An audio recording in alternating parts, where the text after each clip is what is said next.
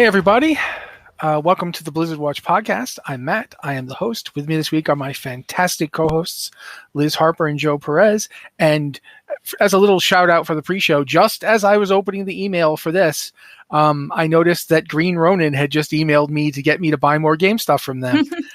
So yeah, it's been a thing. That was the pre-show. You should go listen to it. It was right. But now we're going to talk about other stuff. It's actually a relatively busy, it's simultaneously a not as busy and yet more busy because there's lots of stuff that's going on that's kind of not necessarily main game announcements, but is still interesting and is stuff we should talk about. Although there are also straight up, this was one I wanted to point out because it was kind of confusing the way that they've set it up. We're going to get Diablo 4 a chat. But we don't know when yet. They haven't actually announced when this week it will be, right? It's one of these things that I hate, which is they announced that they're going to announce it. Last week the Diablo 4 dev team announced that this week they are going to announce when the next campfire chat will be, which will talk about the mid-season update and the Gauntlet, which was supposed to be out a week or two ago, but didn't come out because they were going to polish it up. So sometime this week, we should know when the next campfire chat is. That doesn't necessarily mean it will be this week, but soon? Question mark? Yeah, I no idea, but we'll find out. We do know one thing here, and I did know it, but completely forgot that it was important. Diablo 4 is coming to Xbox Game Pass. It's going to be there on March 28th. Quite frankly, Diablo 4 on the Xbox is my preferred way to play it. Like I enjoy it on console. I mean, I also play it on PC and quite frankly, I usually use a console controller on the PC to play it because it just feels better to me with the console controller as opposed to the keyboard. So I think if you haven't gotten Diablo 4 yet, and I mean, it sold a ridiculous amount of copies. So if you were even remotely interested, you probably did get it. But if you didn't, now you can try it for the price of your Xbox Game Pass if you have one. So that's cool. I think that's a good decision. Go ahead, Liz. It's also kind of an interesting time frame because that's going to be the halfway point in season 3, more or less. The season's going to wrap up in the middle of April. So it gives you a few weeks to check out season 3 if you so desire. And I mean, season 3 hasn't gotten off to a great start. Lots of complaints early on, but they are probably pretty soon going to do their mid-season update, which will be adding some new things. They've done a lot of balance changes since they've initially rolled out the season. And I think overall, it's probably going to be a really good time to jump in, because if you jumped in at the beginning, you played a while, you were maybe disappointed because it was hard to level your robot friend, or you just were grinding and not getting anywhere. But the middle of the season may actually be the best time to jump into a new Diablo season, which isn't great news for the Diablo team, but could be good news for you if you have Xbox Game Pass and you haven't tried Diablo 4 yet. Yeah, and I will also say this. Some of us love this season. And by some of us, I mean me. This is the most fun I've had in a season yet. I've been playing the season. I don't have big issues with it, but yeah, I know everyone's different. I'm straight up. I am one of the people who's enjoying it. So I would tell you, yeah, by all means. It's actually weird that we live in an era where there's the two biggest RPG releases of the last year were a sequel to Diablo and a sequel to Baldur's Gate. Which, as I've said to people, did we time travel back to 1994? Is that what happened? I wish my world would be so much happier. It feels an awful lot like, well, also I think kind of forgetting that there was some really horrible stuff back then too, Joe. But oh no, there absolutely was, but the cost of living was definitely way better in 94 than it is currently. Yeah, well, that's true, but it wasn't great. Anyway, my point's just that it's an interesting time to see Diablo 4. I think it's the first Diablo game that actually feels like it is for consoles with PC as an afterthought. In a way. And I'm not sure how to take that. In some ways, I think it's really good for the game, but in some ways, this is the first Diablo game I've ever not liked playing with a mouse. Like, when I used to play Diablo 3 on my PC, I would play it, on my console with my controller, but I wouldn't bring the controller in here and play it with my controller on PC. I play it with the normal keyboard and stuff. And for some reason, it's just not my thing this time. So I think in a way, this is probably one of the better ways to feature Diablo 4. I will also point out that if you are just a diehard PC gamer, if it's on Xbox Game Pass, it's almost, if there's a PC version, it will be on just Game Pass, and you'll be able to play it on your computer. That's been the way for like every other Game Pass that they've done. Like that's how I played Starfield. I played Starfield on my PC and my Xbox using Game Pass. So it should be around for both. Which means if you just play on PCs but you want to check it out, you'll be able to. So I think that's pretty cool. But we don't know who the Campfire Chat is, unfortunately, which is just kind of nuts. I will also say that I'm sad for people that didn't get to do the Lunar Awakening event because it's over. It ended today. I really enjoyed the Lunar Awakening event. Yeah. I didn't have time, and I'm sad I missed it.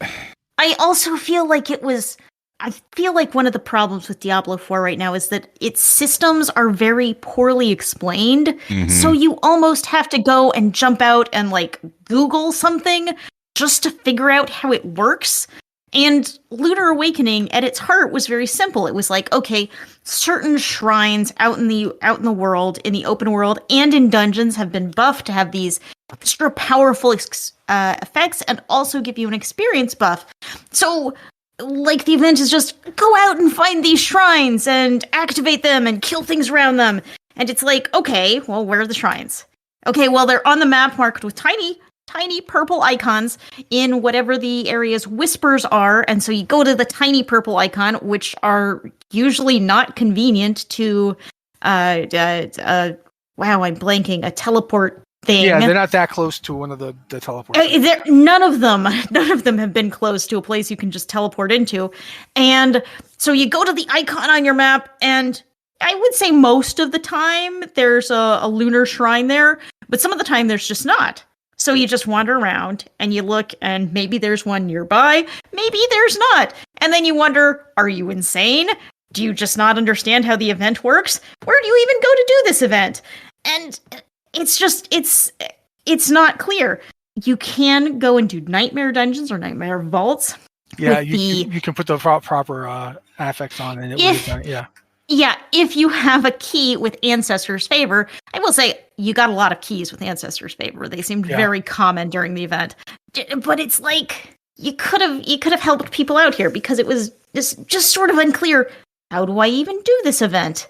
See, I didn't have the problem you're reporting. In fact, I would hit shrines with those purple things on them almost constantly. Like I was trying to mind my own business. The only reason I even did the Ancestor event was that I started stumbling on them, and I think I know what the problem might be. You're leveling a character with the campaign turned off, right?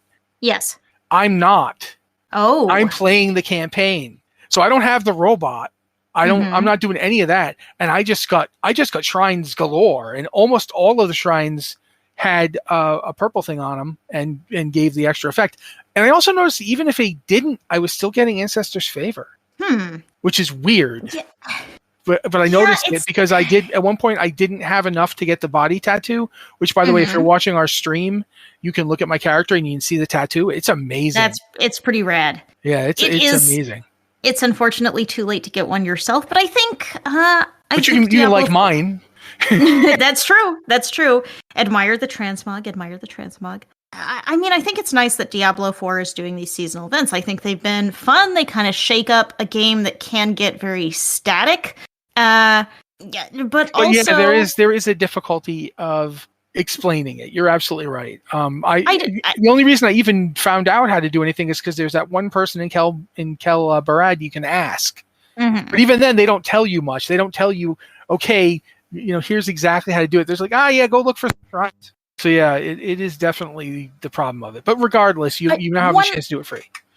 One thing that I'm kind of annoyed with about these events is like you have the event and you have you have some free rewards and you can go and participate in that. But whenever they've rolled out an event so far, they've also rolled it out with a set of new and very expensive skins for each class. And it's like, wow, there's this cool thing too. Oh, that's not actually a reward I can earn. I have to pay like $20 to get it. So, I mean, that's just in the theme of Diablo 4 pushing out a lot of microtransactions. And I do think... Yeah, someday we will talk about all the live service stuff in this game and why... I think we've talked about it before, and that we described it as a really good 1 to 50 game bolted onto a live service game that just won't stop asking me for money. I mean, it's not as aggressive about it as Diablo Immortal, but it would be hard to be as aggressive about it as Diablo Immortal. But it's constantly rolling out new armor sets, and they do cost, $15, $20. They are not cheap. And this week they actually released some horse armor, which if you've been in the gaming industry forever, like I have, you'll remember that kind of the first microtransaction was a set of horse armor, which I think cost $2 from Elder Scrolls Oblivion. Yeah, okay, you meant Bethesda. It was horse armor. It cost like $2, and everyone was like, "Oh, this doesn't even do anything for you in game. This is so greedy. This is so much corporate greed. Oh my god!" And it was just a whole thing. Now Diablo has its horse armor that there's one they just rolled out that costs like $65, and it's like that's about how much the game cost for a horse. Oh, forget that. You've seen the colored portal pack? No. Okay. All right. The colored portals are now a thing you can get, and they cost, I think it's like $45 for the colored portals. It's just there are so many microtransactions, and Diablo 4 has made a real point about, okay, these don't buy you player power, these are cosmetics, but there are so many of them rolled out all the time, and they are ridiculously expensive, and you're in-game, and you're like, okay, I've got some cool transmog looks that have been the same since the game launched, and, the store has gotten 10 new looks just since I last checked it this morning. And it's a little frustrating. It's a little disheartening that you can't have all of this cool stuff because I'm not paying $20 for a set of armor that's going to go on my tiny character who's like 2 inches tall on my TV. So, the two armors, the two things they've got now, there's the Vitreous Scourge, which comes with armor and a mount. It's an amazing looking mount. It's covered in glowing crystals. I don't know. That thing is like 87.59 CAD, so I think it's close to $70 US. And I will grant that it is a horse bundled with 7,000 platinum, which is something like $50 US on its own, 50 or 60. So technically, the horse is not that much, but you can only buy it when bundled with all that platinum. So it's you can't get it separately. Yeah, you can't. Yeah. You can't get it separately. They also have like the Beckoning Thunder, which is like $53.99 CAD. So that's like $45 US, and it's another pretty cool mount that they came out with a while back. There's a lot of stuff that's just it's just cosmetic, and that's fine. But at the same time, I don't know. I feel like we could be talking about this forever, and I haven't heard Joe speak yet, so I'm worried that he's drowning out there somewhere. I have nothing to contribute. I'm just letting you guys go. I know. I want to try and move on to some other stuff. So let's talk briefly about the other thing going on Diablo-wise. There's actually more than this one's interesting. The Diablo 2 Resurrected's latter season is still coming out this week. As we're recording this, it's Tuesday the 20th, and this will be starting on Thursday the 22nd. So you may be listening to it just after it started. They haven't, as Liz pointed out last week, they haven't added anything particularly new this season. Season 6 is not going to add like a new mechanic or anything. But at this point, I don't really feel like it needs to. It's basically just they've got everything to the point where they wanted it to be. And now they can just keep doing new ladder seasons because that's what people play Diablo 2 Resurrected like. They want to just keep doing ladder seasons. So I'm interested in seeing how this rollout goes, if it's the model for the future. because the game that isn't, it's currently already in the middle of the season. It's not going to get a new season for a little while. Diablo 3, their next season will be the next in their series of remixed seasons, where they're going to take themes from previous seasons and mix and match them every time they do a new season. I'm interested to see how the differing approaches to seasons shake out between the Diablos. And also, unrelated to that, but I don't know if you guys noticed, they've put the complete Diablo pack up on their launcher for Diablo. Whenever you try to log in, there's get the complete Diablo thing, which is Diablo 2 Resurrected, Diablo 3, and Diablo 4. And I can't help but notice that Diablo, the original Diablo, isn't on there. And I know that they never did a remaster. They never brought it up to modern computing. They let GOG Games slap a name on it and put it out. But I really do think it's weird you're getting the complete Diablo experience except for the actual game Diablo that started everything. That's just weird to me. Because so much of what I think of as Diablo, it comes from Diablo. That guitar sound, stay a while and listen, just the whole, and that ending.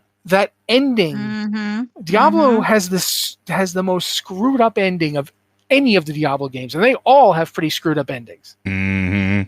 But the original Diablo is just an absolute mind pirate ghost. And I'd love them to just redo the cinematics. Now, you don't even have to touch the game. You don't have to do any gameplay stuff. You don't have to make it look better. Leave it looking all weird and clunky because it's a game from 1996 or whatever.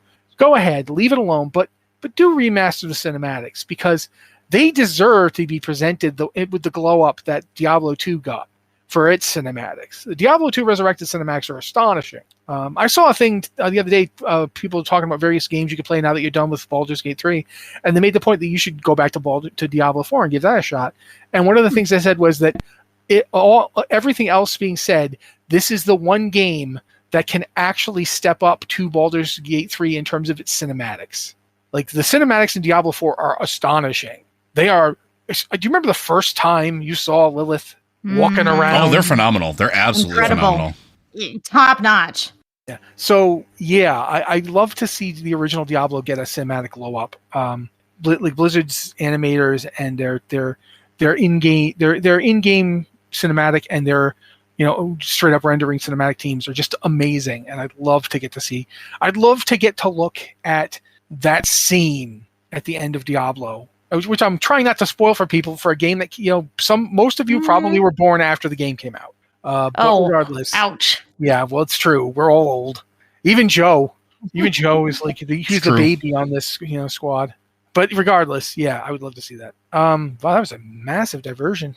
Wow, sorry guys. I'm passionate about Diablo stuff. Go ahead, Liz. We get you. I think we all are. But we should at least talk about some stuff. Like, for instance, you mentioned this for Season of Discovery, and I think it's really interesting. They've got the Season of Discovery. It's got like a special bag you get. Like what is this? It's a cozy sleeping bag. It's a sleeping bag. You go and get it, and you can, curl up in it and take a nap out in the real world, and you get an experience buff. It's a lot like the rested buff. So you can go and if you like nap in your sleeping bag for 3 minutes, you get a 3% experience buff that stacks with other experience buffs. It stacks with rested. It stacks with there's currently a buff for characters under level 25 to help them catch up. That's a 50% experience buff. It stacks with that. And I mean, 3% isn't like gigantic. It's not a huge amount. But, these buffs, they add up. And, I mean, to get it, you do kind of a meandering quest chain throughout the world where it's a Season of Discovery thing. It's about wandering the world, discovering new things. And also, one of the things you do while getting this quest, you get something called student fodder food items. You get a certain amount of them as you're questing, and that gets you 4 bars of rested experience when you eat them. So it's kind of these little interesting experience buffs to sort of help you level up and give you interesting new things to find. Alrighty. Next thing I'm going to mention really fast because I want to see if either you or Joe have anything you specifically want to talk about it. But Nintendo Direct has their big. It's having Nintendo Direct tomorrow as we're recording. February 21st. Yeah. Yeah, as we're recording it, it's the 20th, so 21st. I have a Switch in my house, but it's not mine, and I don't touch it.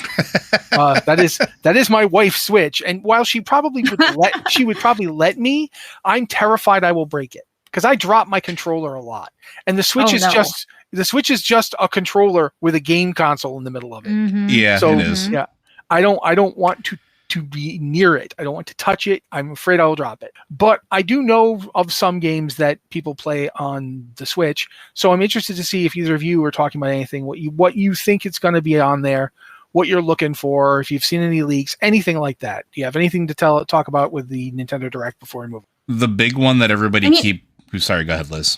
I think what everyone wants to see is the Switch 2, and Which I don't think we're not going to get sound that. like it's going to happen. No. That'll be something that they're going to. In my opinion, I was basically going to say the same thing. I think we're going to get that maybe later in the year because I still think it's way too early in the year to announce it and probably have it. If I had to hazard a guess, they'll announce it at the end of summer and ready for holiday 2024. That would be my guess. As far as like what people are expecting to see, the things that I think would be wild because it's a partner direct tomorrow. We haven't heard anything in a while about Hades 2, so I wouldn't be surprised if we hear something about that. And then throwing it way out in left field, Silk Song, which is the sequel to Hollow Knight that's been in production for years at this point.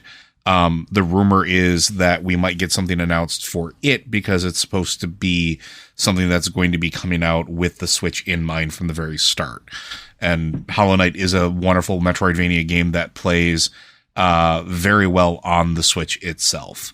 The other one is one of my favorite roguelike rhythm games of all time, and it might be the only roguelike rhythm game that I've ever played, was Crypta the Necrodancer, which is absolutely phenomenal. And I highly recommend everybody give it a try.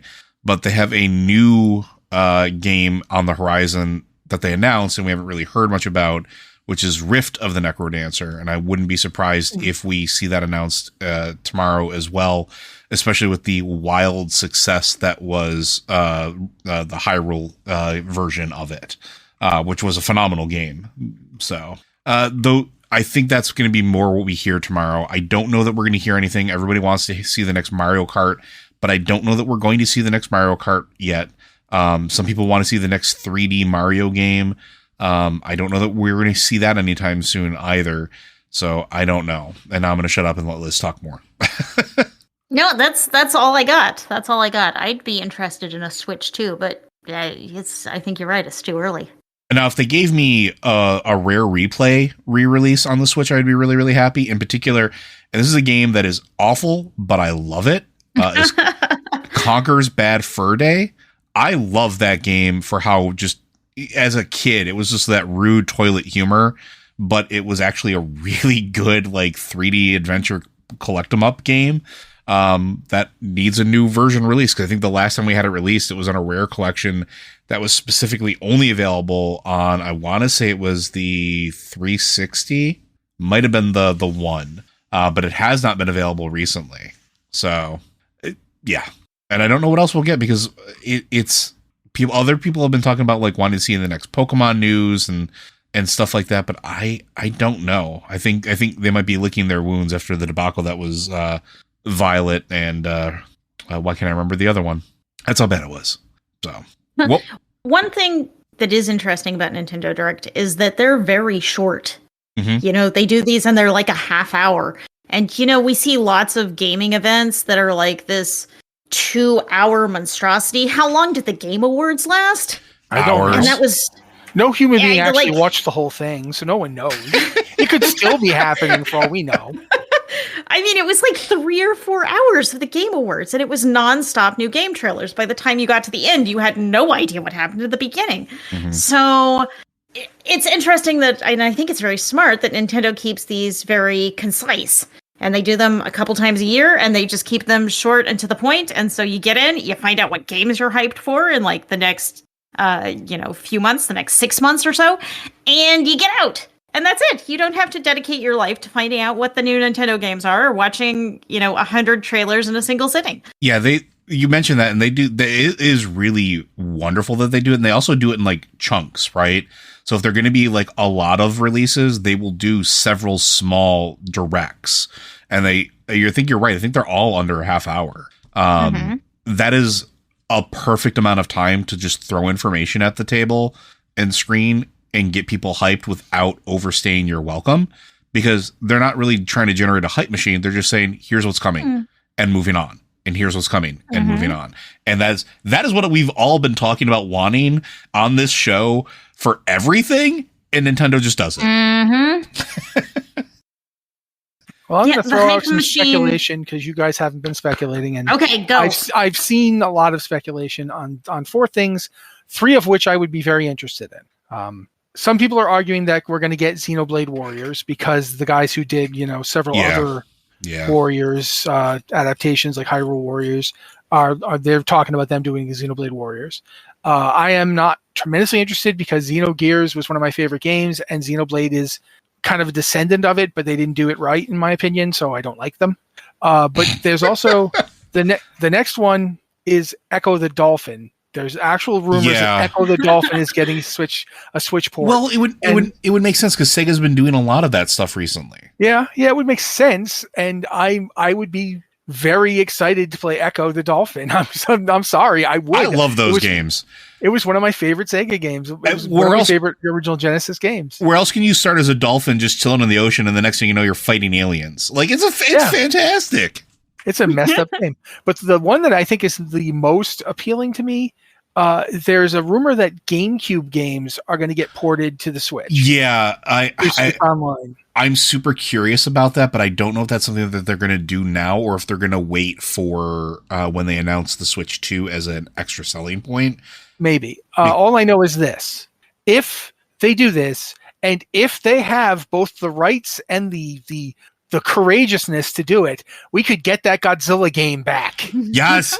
Okay. Not only that Godzilla game, but there is one game that everybody forgets exists. It's one of my favorite games of all time, and it's a beat 'em up game called Beautiful Joe. And it was on a bunch of other platforms, but it was on the GameCube, and it was the best version of that game that ever existed. Yeah, Beautiful Joe, if you have never gotten the chance to see it. I have a Captain Blue cosplay. Yeah. It is actually it's a messed up and interesting game. It's right up there with that. There's another game where you're a comic book artist and you get hit by lightning and you end up in your own comic. Yeah, comics with an X because it was the 90s and everything had to have an X or a Z. Yeah, and the guy looks like Egon from Ghostbusters. Yeah, and the game movie. Yeah, and the game plays. Yeah, the animated one, but the game, but it plays like you're watching and going through panels. I still have that game, and I'm not afraid to admit this, and they can come at me. I have that emulated on my handheld because I love that game. Yeah, it was an interesting game, but so was Beautiful Joe. But I would love to see GameCube games come to Nintendo because there's just a lot of stuff. Like heck, the original Animal Crossing, which you really don't, it's not really available in Nintendo anymore. No, it's not. Well, not a lot of these aren't anymore, and Nintendo isn't really doing. I mean, I hate to say it like this, but they're not really doing a preservation of old video games from that era. And I call them old. That's becoming increasingly important because we're now hitting a finite point. Like cartridges on systems that were still using cartridges at the time, the batteries are starting to die, and once that goes, like a lot of that stuff is gone. Yeah, you can't. Yeah.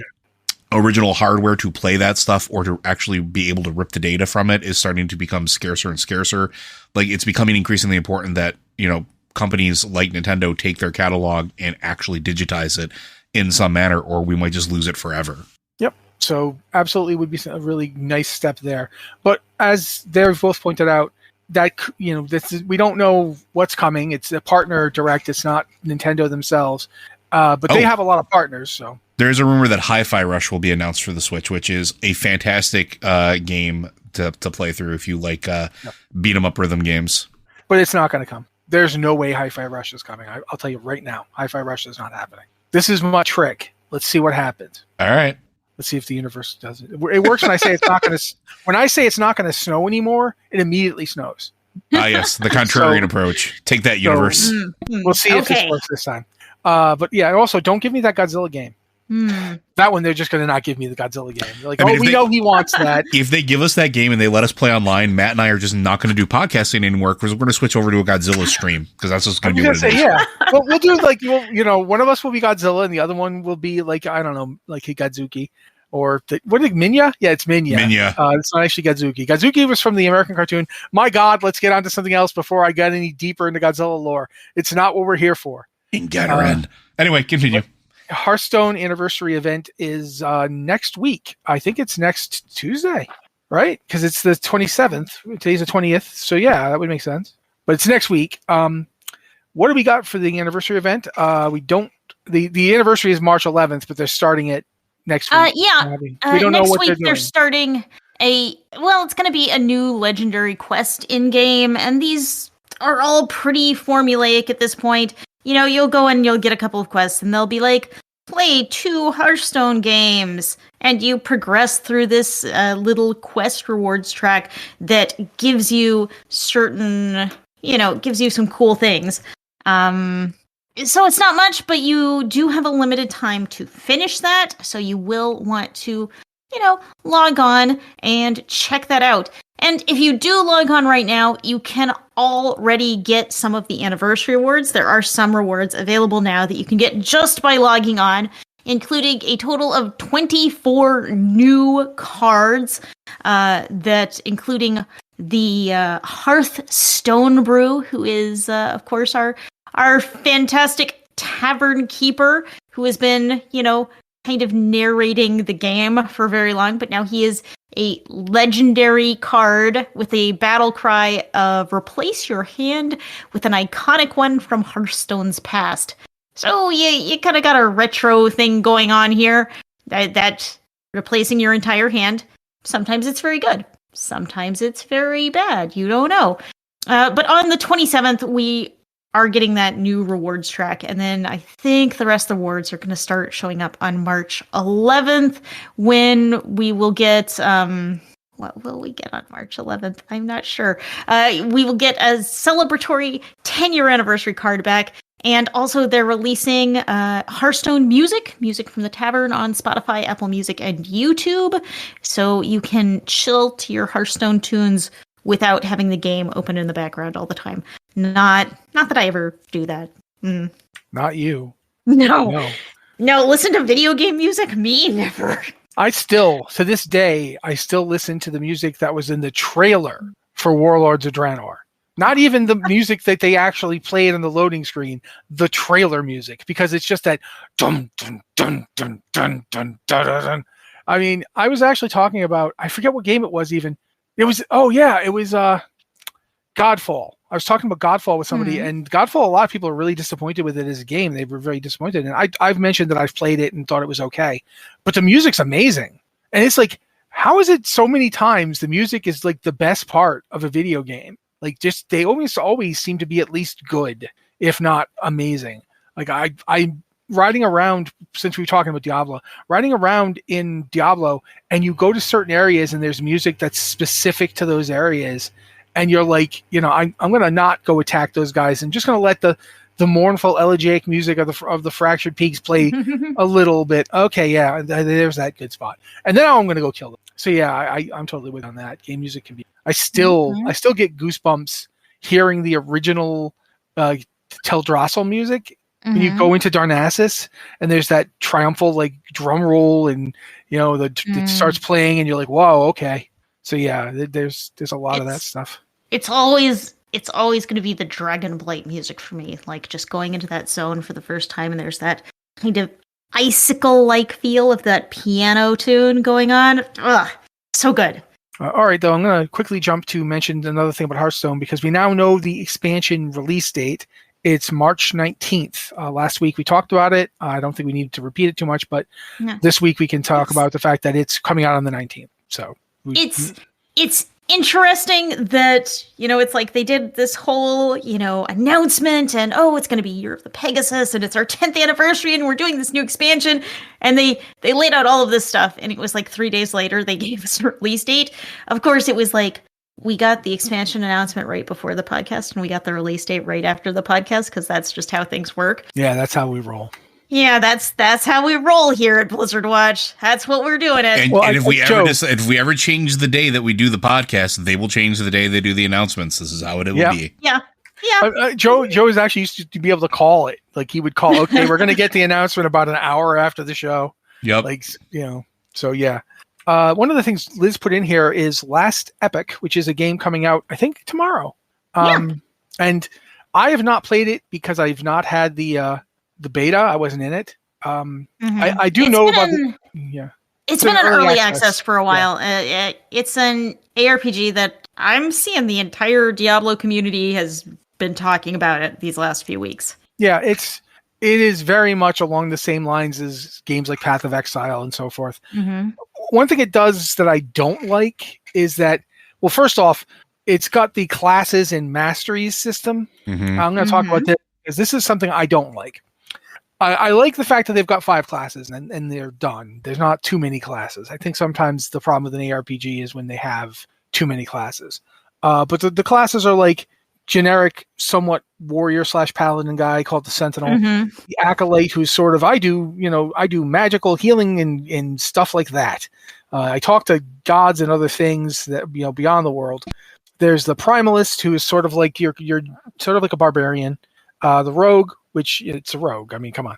And the Mage, which again, the Mage, come on. Then each of them has 3 masteries, and the Primalist has the Shaman, the Beastmaster, and the Druid. And I'm sitting there going, what? Druid should be its own class, man. It should be a mastery. And it happens over and over again. And some of them are like just not particularly inspired.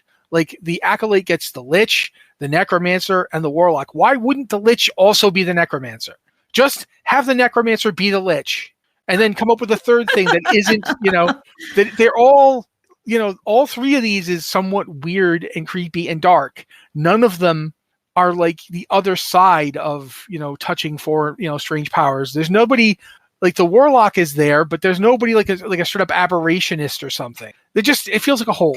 And then the other thing gets me is the Lich is over here with the Acolyte, which means mages don't get to be liches. That's like weird to me, man. And especially about the Mage gets the Sorcerer, the Spellblade, and the Rune Master. And I'm sitting there going, Rune Master could have gone over in Primalist. It just, I don't know. This is the thing that always happens with these mastery systems. It happens in like Path of Exile for me too. I always get hung up on the class that you put on top of the class. I don't like a class, then he gets another class that you select because we know you liked classes, so we gave you another class so you could class while you class. I don't. It's not my thing. So, but I will say this: it does.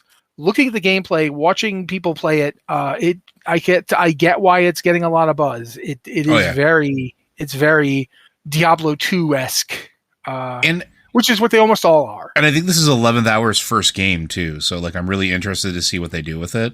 Because first games from developers are always an interesting view into maybe a genre, right? So like if they're going into the ARPG realm, what fresh ideas are they coming into it with, or what is the gameplay going to be like that sets it apart? So I'm really, really curious about that because it's almost like a fresh set of eyes on a problem, right? So I'm looking forward to giving it a shot, and I will absolutely give it a shot. This is a game that will test my 20 minutes, 2 hour rule.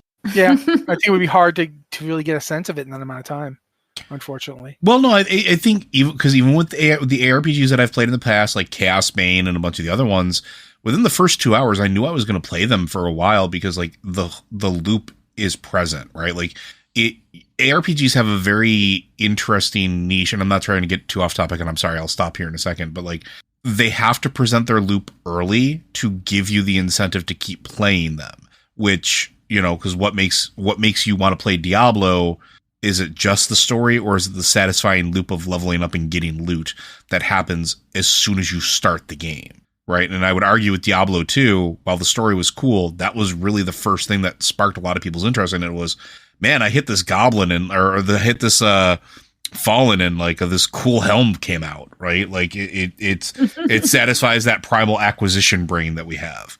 So I'm curious to see how they approach that and how they get your hooks in you. So yeah, and also I'm going to point something out that I think a lot of people sometimes the forest gets lost for the trees with this whole idea of this is the Diablo killer. This is the Diablo. We all need to stop with that. rival. Come on. Well, here's the reason why we have to stop with that. Grim Dawn exists. Yeah. Grim Dawn came out in 2016. When it came out on the Xbox One in 2021, obviously it's now on the Xbox Series X. And I'm sure if it's not on PlayStation, I'm surprised it should be. Mm-hmm. But regardless, Grim Dawn has sold 7 million units. Yeah. For a company that Crate Entertainment was not a titan, they're not a big company. You can have a very successful ARPG and not touch Diablo numbers. Yeah, I mean, Victor Vran is another good example of it. It's a fantastic game that even had a Motorhead tie-in and an entire expansion skinned with Motorhead. And what's his name from Trauma? Why can't I think of his name? Lloyd Kaufman did the narrator bit that released in 2015. Yeah, and it's good. It's very a good game. It's not as good as Walson. No, which I would put up there as one of the best ones. But then for that matter, you mentioned Chaos Bane, which I think is actually the best one. I think it's very, very good. Chaos Bane is one of the ones that, but my point is just don't go into this thinking, it's got to be Diablo 4 but better, or it's got to be Diablo 2 but better. It's got to beat those games. It's got to make me want to play it more. You can actually like playing more than one ARPG. Just like you can like playing more than one MMO. Like how many MMOs died because they were being hailed as a WoW killer? They couldn't do it. It is one of those things that is irritating. Rest in pieces, WildStar. WildStar, I'll straight up say this. WildStar didn't die because it was called a WoW killer. WildStar died because the people behind it had no idea what they had. They just did not understand the loyalty of that fan base. I would agree. Yeah, if you kept that game going, the people that played it then would still be playing it because, I can't leave now. I've got this statue I made out of beer signs. I can't possibly leave my statue now. Wait a minute, you mean I'm doing this dungeon repeatedly to get this one single potted plant? I'll be here for 4 hours until I get it. Don't worry. Yeah, no, like seriously, they had no idea what they had. They had a license to just, They had lightning in a bottle. They really did. And NC Soft did them dirty, but that's a whole other. We could do a whole podcast on that. Yeah, NC Soft and how they kill MMOs. Aeon. This one, we're gonna kill this one just because we don't feel like running it anymore. Not because it's not profitable. Yeah. But we've talked about that. Okay, here's my question, because Liz, you know this better than me. We've got Warcraft Rumble Season 4, which is coming out on the 3rd of March, right? That's what this says? Yes. We have a new season coming our way. We don't know much about it yet. Like, Blizzard hasn't made any official announcements, but this is one of those games where when a new season rolls out, it gives you a date, like, the season's going to last so long. Diablo 4 does the same thing, but they don't necessarily say what is coming next. Yeah, unless it's orange text, they do tell you about the orange text. If that's coming. There will be orange text. Don't worry, guys.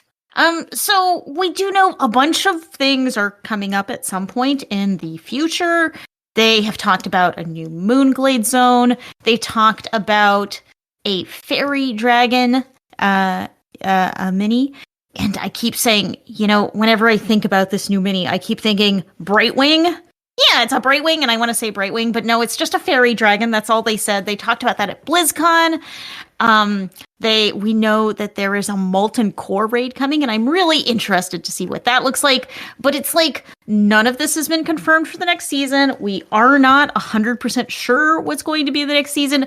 But we know it's coming, and it's coming relatively soon at this point, so they've got to announce it sometime soon. Sometimes Blizzard has cut it pretty fine with these things. Like, I think the last Diablo season, Diablo 4 Season 3 we got news about it a week before it started. Yeah, about the week. So we're probably hearing more about this pretty soon and getting the kind of final confirmation on what's in it. But if you enjoy Rumble, you only have a little bit of time left to claim those rewards for this season. Okay, a bunch of stuff that is just us telling you dates for things.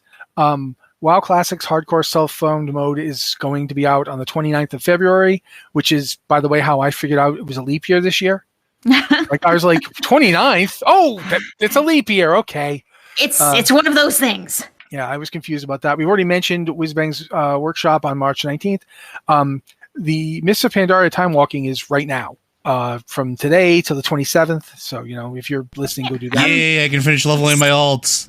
It's great leveling time. Yeah. Patch 10.2.6 is still coming in March, but that's all we know. We don't have a date for that yet. Just coming in March. I would like you guys to tell me when it is or what it is or anything, please. Yeah. Please. We still Blizzard. don't know what it is. We still don't know what. Is it pirates? Is it pirate ghosts? Is it what? It's poison. It's poison pirates. It has to be poison pirates. Is it all about rogues? I don't know. No one knows. No one knows. Except Blizzard. Yeah, well, hopefully they know. It turns out they don't know either. Who does know this? I don't know. Some guy. But I'm also going to mention we've also got the Hatching of the Hippogriffs event, which is like one of those mini holidays they introduced way back. That's going to be on the 23rd of February, and that's where you can potentially get yourself a baby hippogriff. And also just plain old, there's baby hippogriffs you can watch hatch, and that's cool because they're baby hippogriffs and they're really cute. And so I wrote in the email, we are talking about this because baby hippogriffs. I will now turn the floor over to y'all to talk about how cute baby hippogriffs are. Joe, go. I mean, they're super cute. They're little hippogriffs. They're like, the best parts about birds and other creatures combined together. Deer. And deer. Yeah. Yeah. Liz? I've never actually done this event, despite the fact that it's been in the game for a decade now. I honestly forgot that it existed. I'm not going to lie. I mean, the problem is that these micro holidays, they're like neat little things, but they're so short. And by the time I remember them, they're gone. So, okay, I should clearly go and check out the baby hippogriffs. Yep, you absolutely should. They're very cute. Yep, and so should all of you listening at home. Baby hippogriffs. It's an order. Yeah, and it's just, they're cute. And so that was it. That's all I have to say on that one. They're cute, and I like them. Didn't really talk about Overwatch's Cosmic Crisis event when their patch. Their season's currently going. I don't really know much about Cosmic Crisis, and I don't think anybody else here has played it. I have not logged into Overwatch. I haven't had time, but I will make it a point to do so this week and report back. Yeah, but anyway, it is a new mode. It's out. You can do it. It's got new skins that are cosmic themed. It's if you remember when Heroes of the Storm used to do it, it's similar to that in that it's got a bunch of like spacey weirdness skins. So that's cool. The Twitch drops. Okay. Cap'n Crunch. I'm calling him Cap'n Crunch. I'm sorry, Cap'n Crackers, who's the little parrot pet that you can get from World of Warcraft. That's available up till the 27th. I had it right here, but now I can't find it. Oh, there it is. Yes, till the 27th. So you can still get Captain Crackers until next week. Hearthstone's giving you 3 standard card packs. You can get those up until March 20th. So, during the entire anniversary event, those are going to be available.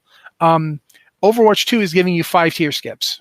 If you're like doing the season and you want to skip some tiers, Amazon Prime is straight up giving you 5 tier skips. Hey, Amazon Prime, maybe give us some Diablo 4 tier skips. Maybe please. Maybe. Because maybe. Yeah. Also, I'm not paying money for that, though. Just give me some tier skips. But yeah, that's it for them. Couldn't find anything from Twitch. Liz, you had pointed out that we have good resources on this, and I unfortunately did not get a chance to look at them because I didn't see that you had sent this email until much later. But you're saying here the Orichalcum speckled mare mount is available, but that's if you purchase subs, right? Yeah, I think the only Twitch thing that is live right this second is the as you say, it's this Diablo 4 mount, but it's a support a streamer thing. You have to purchase subs or gift subs in order to get it, which is I think those are a little less exciting because they do cost you money. But if you're going to support one of your friendly local Diablo streamers, you can do that and get a horse. Yeah, and nothing else right now for any of the other games, and no straight up Twitch drops where you just get it for watching Twitch content. At least as far as right now, there hasn't been. So yeah, I am glad that I got the chance to look at the post because that helped me find that Twitch drop. And so now we're finally kind of through everything. Yeah, we are. Okay, cool. I like to have to go back. I'm sorry. There's a lot of stuff to talk about. We've got 7 minutes to go through a bunch of questions. I don't know if we'll get through them all, but we're going to give it a shot to get at least through a couple. Speed run. Yeah, we're going to get a dog in here to do this for us, and we're going to do a speed run. That dog was so cute. Anyway, if you've got a question for the podcast, you can get it to us in a number of ways. You can go to our Discord. We've got 2 channels for Discord. There's the Patron Q and Podcast Questions channel for patrons, because we want to give you guys something back after you give us the gift of continuing to have a podcast. That's nice of you to do, and we want to give something back. But we do love everybody, even the people who can't afford Patreon for various reasons, because we understand how that is. Life is crazy. Things are on fire. The British don't refrigerate their eggs. It's madness. So if you've got a question and you want to ask it, we've also got the Q and Podcast Questions channel for everybody. It's open, free for all. You can go in there and ask a question there as well. Or if you, like me, like to get or give emails, you will send an email to podcast@blizzardwatch.com, subject line podcast, subject line podcast or Blizzard Watch, so we know it's for this show and not the other podcasts we do. I'm going to just go straight up reading one that I know, an old favorite, a friend of the site. Hey fellas, it's your favorite red painting fast going corn with a question about the unnamed survival game that didn't survive Blizzard becoming part of Microsoft. Did the people working on it get reassigned or laid off, or do we even know? Do we have any idea what it was about? Was it going to be a survival game like Ark, or more like Metal Gear Survive? Why would anyone want to make a game like Metal Gear Survive? Does Valheim count as a survival game? Yes. Maybe we could get a Diablo game that goes with Valheim's mix of monsters and building stuff. Anyway, just curious what you guys think about the unnamed survival game. What do you wish it had been? Either of you want to go in this one? I like survival games, and I'm actually kind of mad that this got canceled, but also what we know about it, and I think we talked about this a little bit in a previous episode, there was, for lack of a term, it's stuck in development hell. Not because of the people working on it, but because some really questionable decisions of the game. Like, they wanted to build it in Unreal, and then they were told, no, you're going to build it in this other thing that you're going to build for mobile games. And make it work for computers and make it work for this game, which meant they were building tools from the ground up, which stymied all the progress they had made previously and forced them to start over again. And then really slowed production down, because when you have to build the tools from scratch, turns out takes a lot of time and a lot of effort. The lesson of Duke Nukem Forever is that once you have an engine, if you switch engines, forget it. You've just, the game isn't coming out for at least another 5 years. Every time you do that. So. Yeah. They fell into what I call the old school East game development trap. But as far as the people that were working on it, it's a combination of both. Some of them got reassigned to other groups where their skill set made sense, and then others were just let go. There's actually a ton of Twitter threads out there for people that were working on the game who are trying hard not to violate their NDA, because they would like to make sure that they still have money between jobs. But they can talk about certain things like, the tool stuff or the fact that they worked on it for so long. And, but we don't know very many specifics about the game itself. But as far as what I wish it would have been, honestly, if we would have given me a survival game set in Diablo, I would have been a happy camper. Because that just sounds like it'd be wild. Just hordes of demons trying to rush your settlement. Yeah, that'd be cool. And I'm going to stop and let you guys talk. Liz, do you have any opinions? I always felt when they announced this that we're kind of a little late to jump in on the survival game fad. Like, we had, for a while, it seemed like every game coming out was a survival game of some kind. And it feels like, it's kind of like Heroes of the Storm, It was this really polished MOBA but it was late in the cycle of when MOBAs were super popular.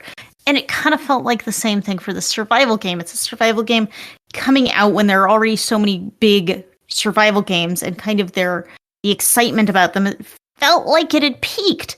And then, as Joe said, it got caught in development hell, and it just seems like whatever interesting ideas were here, whatever cool things Blizzard was going to do, I don't think we were ever going to see it. I mean, now the people that were working on the game might go on to do it elsewhere. Who knows? Yeah, or to take some of these ideas, things they were thinking about doing, and bring them to life elsewhere. And I hope they do. It's really sad when you have people dedicated to making a game, to putting out their creative vision, to making something new and different, because Blizzard hasn't done a game like this. And Blizzard does have a history of looking at games that are out there and producing something that's very sophisticated, that learns from the lessons of other games in the genre and produces something, new and a little different, but also a lot of Blizzard games feel a little different and a little familiar because they like to refine on things. And so it would have been really interesting to see Blizzard go out and do this take. But from the beginning, it felt like an odd choice. And just with the development problems, switching engines, games rarely survive that. Oh, yeah. And the times we've seen games that have been pushed to do an engine switch or a major design change like that mid-game, mid-development, those rarely turn out well. I mean, heck, let's look at Overwatch. Overwatch 2 was supposed to be a completely new system that was a completely separate game. And then instead of doing that, it just got bolted on as DLC. Sorry, that's a hill I will die on. Yeah. I mean, it's sad, but once they started doing like, oh, you have to make it for mobile and PC. Oh, you need to use a different engine. I think the game was doomed well before they canceled it. Agreed. Unfortunately. But any ideas what you might have wanted it to be, Liz, or is that pretty much all you've got to say? No, I really don't. I was very curious to see what they would have done with the genre, but there's so many directions you could take it. I don't know where they were going. And now I won't. Now I never will. Yeah, I was disappointed because they kept saying it would be a new IP. Yeah. And I really was interested to seeing what Blizzard would do with a new IP. It's been a while. Like Overwatch was the last one. And, between Overwatch and its earliest IP predecessor, we're looking at like 15 years. It's been a long time since Blizzard has done a new one. So I was curious to see it. I would have liked to have seen that new IP, but we didn't. So, okay, I'm going to move on to which one of these questions? I'm going to go with Felon A's question here. If you could adopt a pet from each of the Blizzard in-game universes, what would it be? There are cats and dogs in both Sanctuary and Azeroth, but there are other critters too that are unique to those worlds. Choose wisely. Well, I refuse to choose wisely. I will be choosing poorly. But yeah, same as before. This time I'll go with Liz first. Do you think I could have a pet Zergling? Do you think that would work out? Yes. If Zergling as cats as anything, then yes, absolutely you can. Just have, a little baby Zergling, and that's it. It's kind of a very large alien house cat. In World of Warcraft, I have a battle pet, which is a mini Tyrael, but I kind of think that would be weird to have it as an actual pet. Maybe, but it's also kind of weird to have it as a pet in World of Warcraft, so maybe you just have like an angel who follows you around and does things at your command. Yeah, some people like that. That's all I got. I don't know what you would do for like Overwatch or Heroes of the Storm or Diablo itself. Like you don't really have many things that would make good pets in Diablo that I can think of other than your standard cats and dogs. Someone else go. Joe? So if I were to pick something just to kind of have, it would be an animal that I think would fit in all three games, but exists in WoW. There are things called rock fangs, which are cats, but they're dragon cats. They are so cool. They're essentially what happens if you take one of the saber cats and give them dragon scales and fins and really like aggressive look. They're just cuddly little creatures. I want one as a pet, and then nobody will mess with me in any of the game because this thing will probably kill demons galore. If it's an Overwatch and I have somebody rushing mid lane, I'm pretty sure it'll help me with that one too. And if it's anything in WoW, I'm pretty sure they can handle that for the most part too. But yeah, I just love the look of those. I've recently fallen in love with them on my hunter. In particular, there's one called Hammett, which is really, really cool looking in the Onaharan Plains, and it's just really neat. I like it. Matt, you're up. This question didn't say that necessarily what the things had to be. Like it doesn't, it just says if I could adopt a pet, it doesn't say it has to be a pet for everybody. It just says critters that are unique to those worlds. So my answer is a Protoss Archon. Okay. Yeah. I was going to say, Palworld taught me I can shove people in balls, so I mean, an Archon is acceptable. Just, a Protoss Archon just follows me around, and every time something aggroes, he goes, power, overwhelming, and it just blasts it with that laser. Cool. Yeah, that's my guy, Protoss Archon. A Zerg, I forget what they're called. What is the giant Zerg called? The one with the enormous The tusks. Ultralisk? The Ultralisk. Thank you. My wife played Starfield more than I did. I would. The Ultralisk is my backup plan. Like if I can't get the Archon. But if I could have an Archon and a Hydralisk, I wouldn't mind. That'd be cool. I mean, I don't know how I'm going to feed either of them because I'm pretty sure the Archon subsists entirely on being two Protoss fused together. And so do I get it to unfuse and feed them individually? Like, I'm not sure. I also don't know how to feed Protoss because they don't have mouths. And I think they get all their nutrition from the Great Link. So it's all a thing. I really, there's a lot. In order to be able to do the proper husbandry for your pet, you really have to study them. So, oh my God. I was going to say, like, I learned something from Ether C that there's always a hole and there's always a knife. And that just came to mind when you started talking about Protoss. Yeah. We don't know where it is. That's my point. Regardless, that's my answer. Power overwhelming itself. Because I remember when they put out say what you want about the last StarCraft 2 expansion, but then that cinematic. Oh, that so cinematic good. was amazing. Oh my word. Yeah. So yeah, that's my answer. That's my thing. And we are a little over time, but not too bad considering we started a little late. I guess it's time for Joe to do the thing. Well then, folks, Blizzard Watch is made possible due to the generous contributions at patreon.com/BlizzardWatch. Your continued support means that this podcast signing community is able to thrive and grow. Blizzard Watch supporters enjoy exclusive benefits like early access to the podcast, better chance of having your question answered on our podcast with a Q, and an ads-free site experience. Thank you very much, Joe. Thanks to both Joe and Liz. Go ahead, Liz. I do want to jump in with one little reminder before we go, is that our merch store is still up until the end of the month. So you got about a week to go in if you want some of our new Blue Phoenix art by Coffee Owl Arts, which is really cute. It's so precious. T-shirts, hoodies, blankets, pillows, mugs, things like that. You can go to blizzardwatch.com/merch to pick anything up before the end of the month. Thanks. Remember, this is for our site's anniversary, by the way. It's our birthday. It's our 9th birthday. Somehow it's been 9 years of this.